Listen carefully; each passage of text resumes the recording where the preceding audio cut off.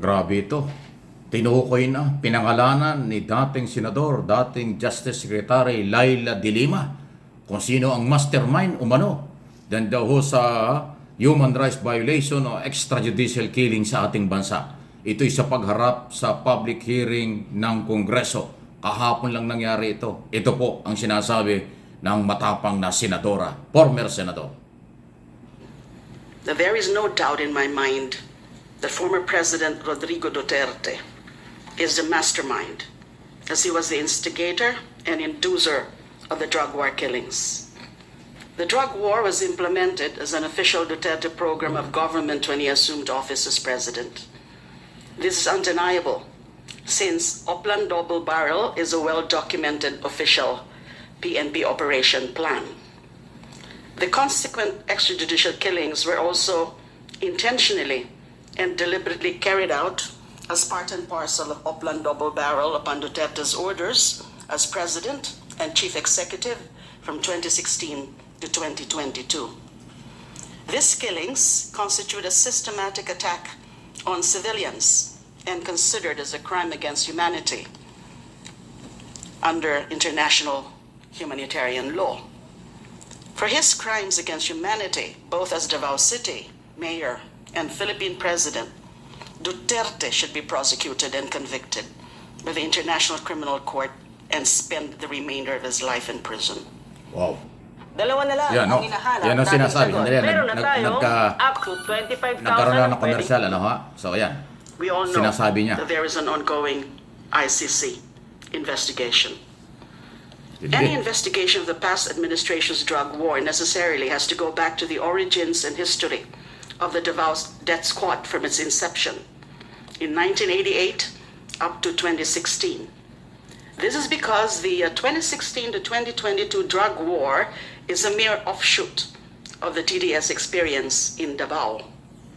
What basically happened was that the systematic extrajudicial killings perpetrated by then Mayor Duterte and the PNP of Davao, specifically the Heinous Crimes Section of the Death Investigation Division of the Davao City Police Office, or HCS DID DCPO, from 1988 to 2016 were simply replicated at the national level when President Duterte assumed the presidency and launched a national drug war.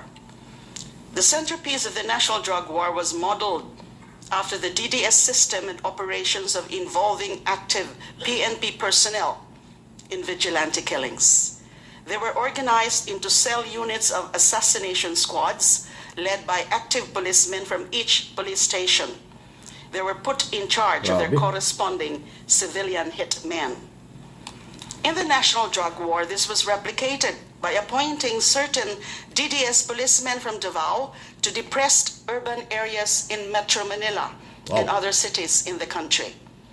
They were transplanted from Davao to Metro Manila to organize what can only be characterized as another version or local DDS chapters in every city for purposes of carrying out the systematic identification of targets and their summary execution either in non-laban operations or by riding in tandem vigilantes. Grabe. However, unlike in Davao, where there was no shortage of civilian hitmen recruited either from rebel returnees or small-scale miners from the Walwal, the riding in tandem vigilantes in the National Death Squads, perhaps not all, are simply policemen in plain clothes. Hindi. Some of them may be civilians, but recruited, coordinated with, and paid by the police to kill.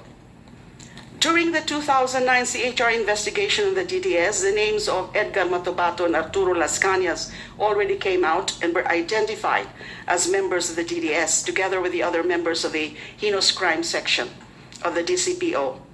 If you will remember, I was the one who presented Matobato in the Senate drug war inquiry in August 2016. Unfortunately, the House then did not yet have its counterpart inquiry on the drug war then. As far as I know, this is the first one. The House was then busy with the inquiry on the Bilibid drug trade and on my personal life. After I presented Matobato, the members of the Heinous Crime Section of the DCPO were summoned to the Senate hearing Grabe. for his identification, for Matobato's identification. He did not have to identify each one of them because every single one of them admitted that Matubato could identify them, including Arturo Las Cañas.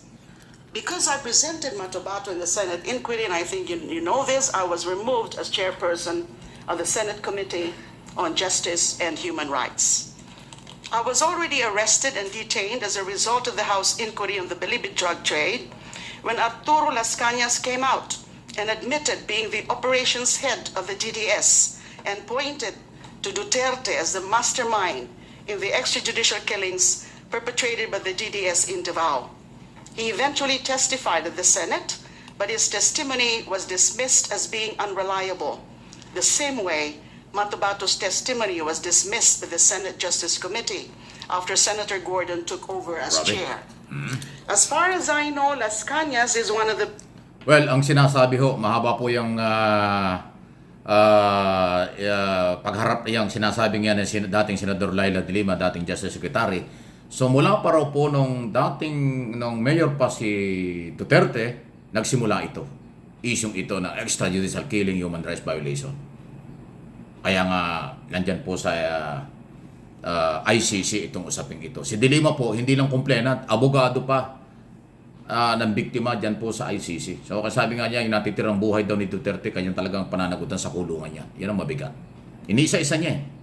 Yung mga ginawa sa kanya, na ginawa niya nung senador siya, nung ipakulong siya, at yung mga totoong nangyari. Kasi alam nyo, bago po nag-senador, at nung si Duterte ay mayor pa lang, ito si de Lima, ang chairman ng Commission on Human Rights, na nag-imbestiga nung mayor pa, at naging magkaaway sila. Dahil inaaway siya ng Duterte noong panahon nung siya ay nung mayor at naging pangulo. Pinakulong nga eh, di ba? Na-dismiss yung kaso dahil wala naman palang ebidensya.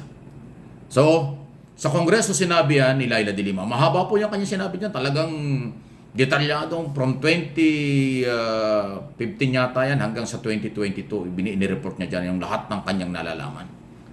Nasisi pa nga yung Kongreso dahil yung nakaraang Kongreso daw, totoo naman yun, wala namang ginawang investigasyon. Siya daw sinira pa ng Kongreso doon sa issue sa Bilibid. So okay lang, pero ngayon daw, first time nga po na mag-imbestiga ang Kongreso tungkol dito, kaya kanyang inilabas. Dahil dyan, si Duterte po at saka si Bato de la Rosa invited, inimbitahan ng komite para humarap, pero until now, hindi ho sila nagpapakita. So, baka kasi sabihin ng mga pro-Duterte na, o yung Kongreso bias, bakit si de Lima lang narinig? Abay, hindi ho dumarating eh. Si de Lima, inimbitahan, dumating. Si Duterte, ilang beses na inimbitahan, hindi dumarating. Si Bato de la Rosa, hindi rin dumarating. Yung ibang mga retired general, colonel, at aktibong police, dumarating. Yung mga hindi, kinokontent. Katulad ho nun si, kung sino-sino dyan. Pero ito, umpisa na po, yung sinasabi ko ng araw pa na si de Lima ay talagang magsasalita. Na nga po, matindi. Tinuring niyang mastermind ang dating Pangulo. Wow! So ano po ang inyong masasabi dyan? Ano po ang inyong reaksyon sa bagay na ito? Pakilike po ninyo ang mga video ito at na makarating sa mga kinaukulan. Si de Lima po ang nag-aakusa, si de Lima po ang nagsalita laban kay dating Pangulong Duterte. At on record sa Kongreso, hindi po fake news yan. Naka-record sa Kongreso, sa komite, yung kanya sinasabi. Napakatindi. Nakita nyo, tahimik na tahimik ang kapaligiran. Tahimik na tahimik ang komite habang nagsasalita si de Lima dahil detalyado ang kanyang inire-report sa kung anong nangyari. Nung siya nag-iimbestiga, isipin mo na siya nag-iimbestiga sa Senado, tinanggal siya doon sa chairman, pagiging chairman ng komite, nag-iimbestiga dyan sa isyong yan. Ganun katindi. Pati mga senador, pinakailaman. O, di ba? Anyway, so ano po yung masasabi dyan? Malaya po kayo. Maging professional, maging maayos ang reaksyon. Wala sanang mga personalan. Kailangan ay makadagdag talino at kaalaman, hindi ho yung personal. Paki-like lang po ninyo ang mga video pinag-uusapan natin dito.